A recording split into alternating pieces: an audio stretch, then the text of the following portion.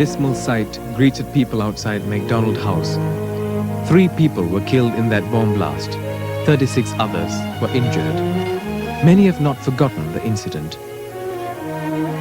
It was a lucky escape for me. Had I not been called back to the office, I would have been seriously injured in the lift, or even outside the lift, because all the glass splinters came down. It was very bad. I found poor Mutu, who was a lift operator. He was lying underneath a beam which had fallen down from the lift shaft, because the lift came straight the way down.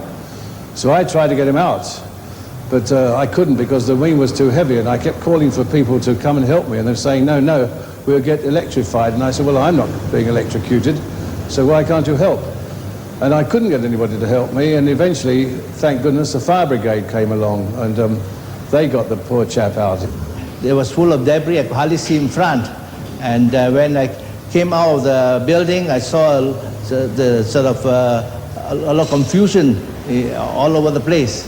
And sort of even the windows of the building outside was smashed. The glass windows were smashed, you see.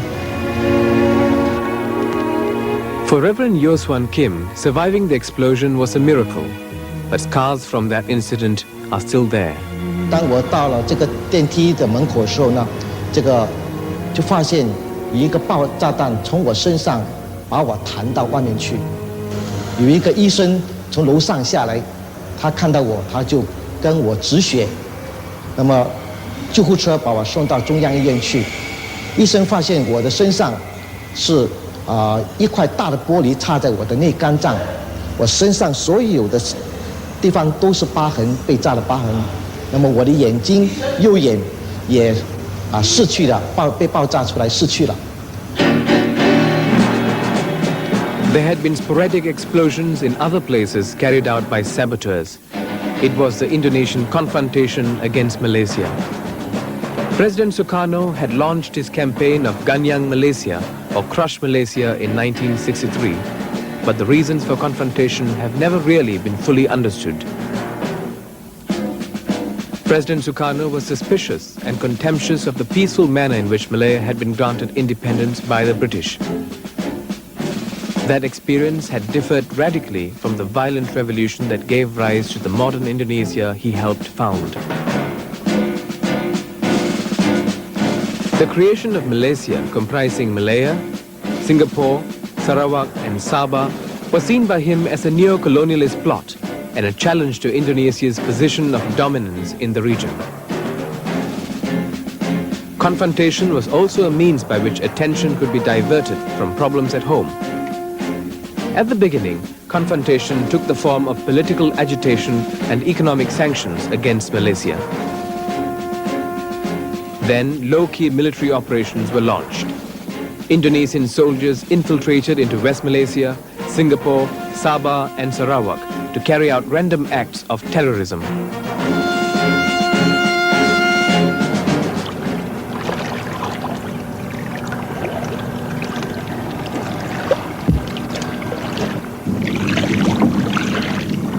Here at Pasir Panjang and several other quiet stretches of beach, the saboteurs landed under cover of darkness.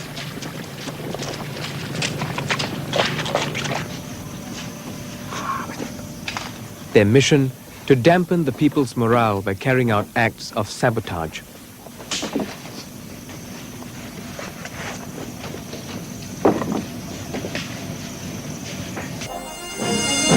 But not all the saboteurs were successful in the attempts. Many were caught before they could carry out the missions. All over Singapore, a volunteer group, the Vigilante Corps, kept watch at night. Their duty was to look out for suspicious-looking people and parcels. Whatever we suspect, any parcel or whatnot, we dare not to do anything. We better make sure what type, whether it is round, flat, whatever it is. If it is flat, we ignore it, we know it. The bomb will be flat, at least round, or hand grenade, some side like a tennis ball. We know how they bundle it.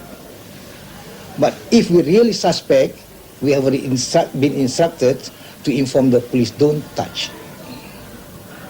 So we round all these places where it's necessary, especially near the residence area.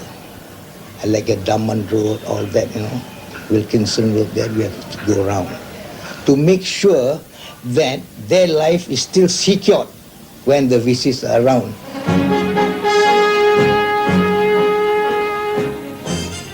Exhibitions were organized to educate people about confrontation. Singaporeans were warned not to handle any suspicious-looking parcels, and bomb drills were also taught to counter the acts of terrorism. The 1st and 2nd Singapore Infantry Regiments, which were part of the Malaysian Armed Forces, were sent to the jungles of East and West Malaysia to patrol areas which were infiltrated by Indonesian troops. The low-key military incursions and the acts of sabotage did not seriously affect the morale of the people in Singapore. The cut in Indonesia-Singapore trade, however, did cause some inconvenience and hardship. For those who depended on entrepot trade for a living, the economic sanctions meant a drop in earnings and even unemployment. In response, the government sped up the growth of the manufacturing sector to make the economy less dependent on entrepot trade.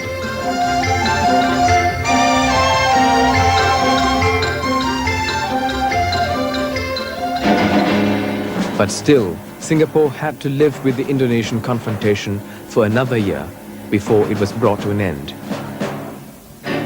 At the time of Singapore's independence, drastic political changes were taking place in Indonesia. The Communist Party of Indonesia, PKI, made a bid to capture power through a coup. 6 Indonesian generals were murdered, but the coup failed. The retaliation by the army was swift. The ranks of the PKI were virtually wiped out. The unsuccessful coup also led to Sukarno's downfall.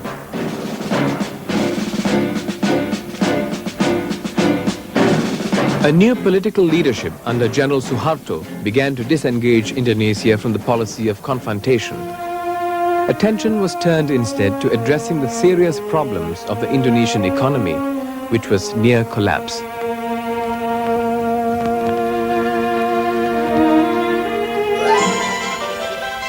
Trade between a newly independent Singapore and Indonesia was resumed. A year later, diplomatic ties were restored. And in August 1967, the governments of Southeast Asian countries decided to form ASEAN to enhance regional cooperation. Confrontation had highlighted the fragility of regional relations. It was realized that political turbulence could only be avoided if there is mutual respect and cooperation. And for Singapore, confrontation was also a learning experience.